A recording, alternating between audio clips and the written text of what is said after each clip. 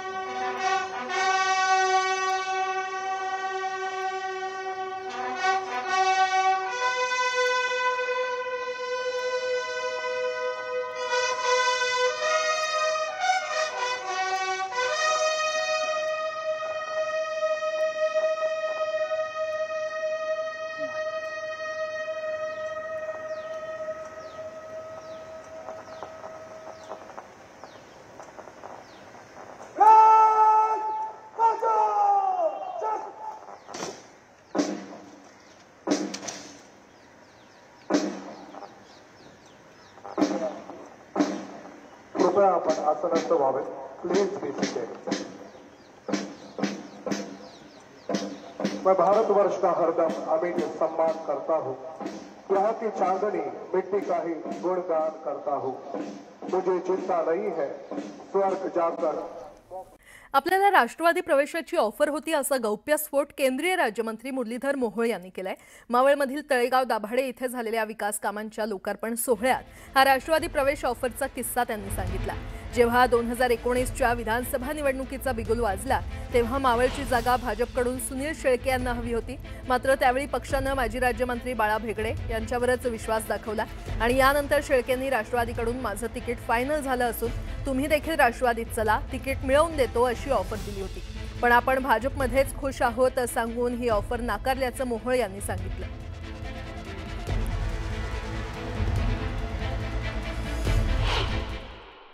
जसं त्याला कळलं अण्णांना की बाबा आपलं तिकीट होत नाही आणि त्यांनी राष्ट्रवादी काँग्रेस पार्टीमध्ये प्रवेश केला आणि त्याची उमेदवारी जाहीर झाली आणि त्याची उमेदवारी जाहीर झालेला पहिला फोन मला माहीत नाही त्यांनी मला केला की माझं तिकीट कट झालं तर मला राष्ट्रवादीने दिलं, तुझंही तिकीट कट झालं आहे, चंद्रकांत दादा आलेत, आता तू माझ्याबरोबर चल। मी म्हटलं बाबा मी एक दिल्या घरी सुखी आहे, तू जाऊ नकोस। तो मला नाही ना, आता मी परतीचे दोर कापले, हीच भाषा होती त्याची। परतीचे दोर मी कापले म्हणला आता त्यानंतर तो तिकडे गेला, तो त्या पक्षात गेला, त्याचं भलं झालं। मी माझ्या पक्षात राहिलो, माझंही भलं झालं। पण ही मैत्री अशी असते की अशा वेळेला त्याला माझी आठवण झाली की बघ तुझा पण आता मतदारसंघ गेला, दादा आले, आता तू पण चल, दोघं एका वेळेला आमदार हो। पण ठीक आहे, नियतीने ठरवलं होतं तू इथं काम करायचं, मी तिकडे काम करायचं। ज्या वेळेला 2019ची विधानसभेची निवडणूक लागली आणि त्यावेळेला अण्णाही भाजपमध्ये होता, मी तर भाजपमध्येच होतो, आमचे बाळाभाऊ विद्यमान इथे आमदार होते, मंत्री होते। अण्णाची स्वाभाविक अपेक्षा होती की मला उमेदवारी मिळावी म्हणून तो प्रयत्न करत होता। आता खरं तर मामा भाचेंचं मला आज तागत गणितच कळलं नाही, मला कळतच नाही मामा भाचे दुसऱ्याला मामा बनवतात का काय। महापालिकेतील बदली बढती घोटाळ्याची SIT मार्फत चौकशी करा। आमदार सुनील प्रभू यांनी मुख्यमंत्री देवेंद्र फडणवीसांकडे अशा प्रकारची पत्राद्वारे मागणी केलेली आहे। पदोन्नती आणि बदली घोटाळ्यात झालेल्या गैरप्रकारांमध्ये आर्थिक देवाणघेवाण झाल्याचा संशय असल्याने याबाबत आर्थिक गुन्हे शाखेकडे तपासाची मागणी करणार असल्याची माहिती आमदार सुनील प्रभू यांनी दिली आहे।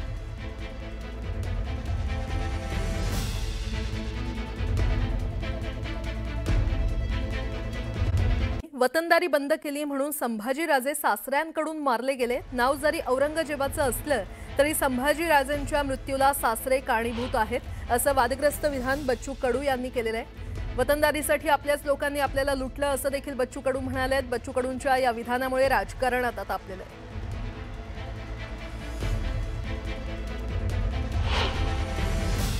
म्हणून एक वतनदार राहायचा. 4 क्विंटल आम्ही पाहिजे कापूस विकला तर 2 क्विंटल त्याला विकला असं नाही दिला तर पुरी पाहिजे उचलून घेऊन हे वतनदार होते. आमचेच होते ना, दुसरे कोण होते रे? त्या वतनदारीतून गुलामशाही चालायची, आदिलशाही चालायची, निजामशाही चालायची. पण ही वतनदारी बंद केली म्हणूनच तर संभाजीराजा सासऱ्याकडून मारला गेला रे. नाव औरंगजेबाचं जरी असलं तर सासरा किती कारणीभूत आहे हे शोधन काय का कारणीभूत आहे? राजा कसा असला पाहिजे? राजा असा असला पाहिजे मरण पत्करायला तयार झाला, पण वतन माझ्या सासऱ्याने दिलं नाही हे मोठं लक्ष आहे. एक तर त्या बच्चू कडूंना संभाजी महाराजांचं योगदान अजून कळलंच नाही. संभाजी महाराजांचं योगदान किती मोठं आहे, किती लढाई लढल्या, सगळ्या लढाई जिंकणारा एकमेव वीर आहे. त्यामुळे अशा प्रकारचं वक्तव्य करणं म्हणजे त्यांच्या बुद्धीची कीव करायला लागेल मला. त्याने अशा प्रकारचं वक्तव्य करणं योग्य नाही, ते निषेधार्ह आहे आणि त्याला त्यांच्या मताशी मी कदापि सहमत नाही.